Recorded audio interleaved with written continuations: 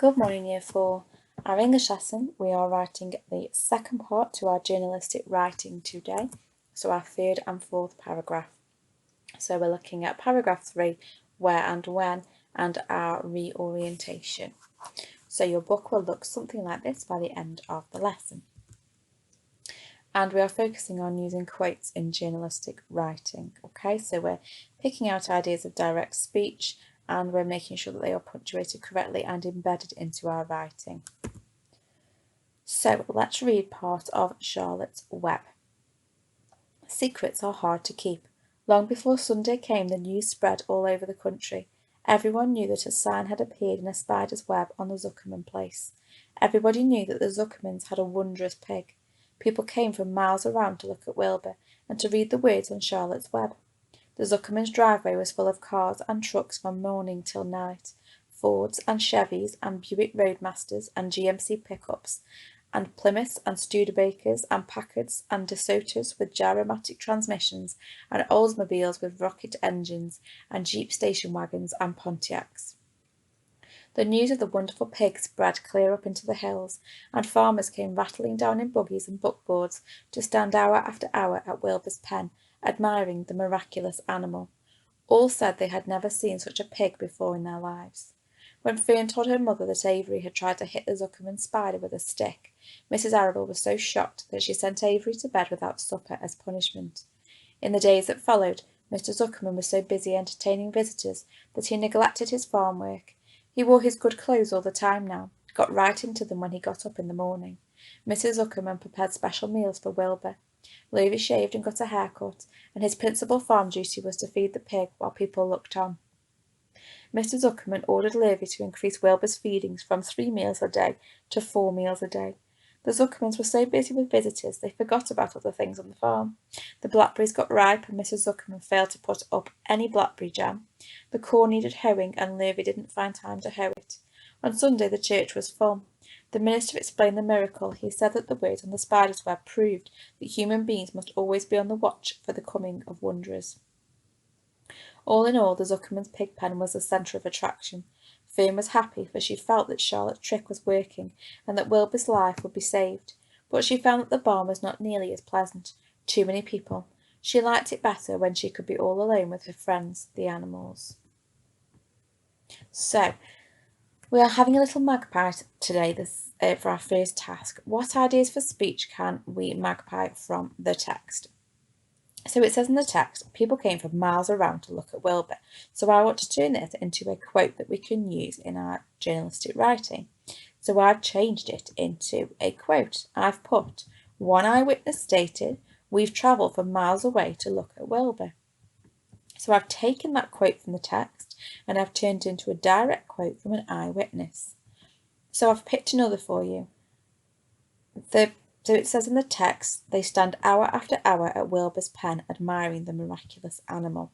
So can you now turn this into a piece of text, a piece of speech with a reporting clause to include in your journalistic writing, making sure you're telling me who the quote is from. So it might be from an eyewitness, or it might be from Mr. Zuckerman or Mrs. Zuckerman or Lurvy or Fern. The choice is yours, okay? So can you turn this into an example of a quote for your journalistic writing? And then can you take one more example from the text and make that into a direct quote as well? So here's my model, and have a go at 2 more yourself. Pause the video and off you go. Okay then, Year 4, well done. So we have our similar plan for our paragraph 3 and paragraph 4 today. So you are going to use this to help you. You've got the same ideas of using Year 4 standards in red and your vocab in purple, and it is telling you what should be in each section to help you.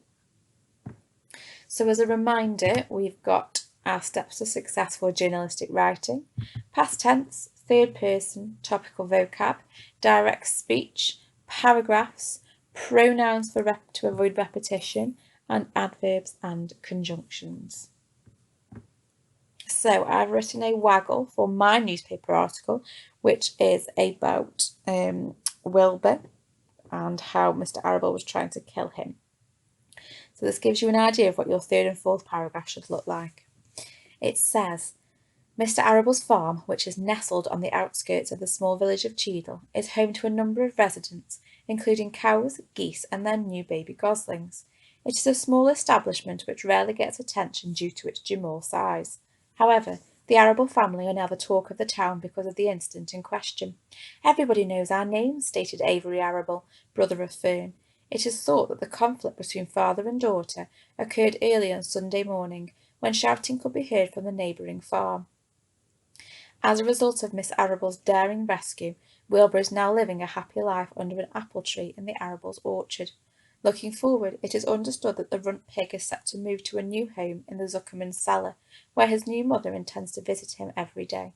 Who knows what the future holds for this perfect pink bundle and his unlikely hero?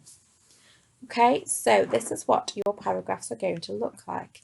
You are giving me some more detail about where and when, and then you are giving me a reorientation, tell me what the plan is for the future. So, thinking about your story then, about Charlotte's webs and the messages she was writing in them, we need more information about where and when. Okay, so we can talk about Mr. Zuckerman's farm to start off with. Where is it? Okay, so the farm in question, what kind of settlement is positioned near to the village of Leek? Okay, so choose a village because we don't actually know where the farm is. Okay, who else or what else lives at the farm? There are many residents here, there rather, including sheep, cows, and even a rat called Templeton. Okay, so we've included some high-level vocab. We've used residents, we've used the farm in question and positioned. Okay, so let's have a look if we've used some of these ideas. We have, and we've used some of our vocab. We've used village, or we could up-level positioned even further. We could say nestled in the countryside near to the village of Leek. So we've up-levelled our vocab even further. Okay, now when did it happen? So continuing this paragraph then, Lurvy, who is the farmhand, stated, we know that the spider wrote her messages through the night because I found it first thing in the morning. Okay, so we're using chatty language because it's a direct quote from Lurvy.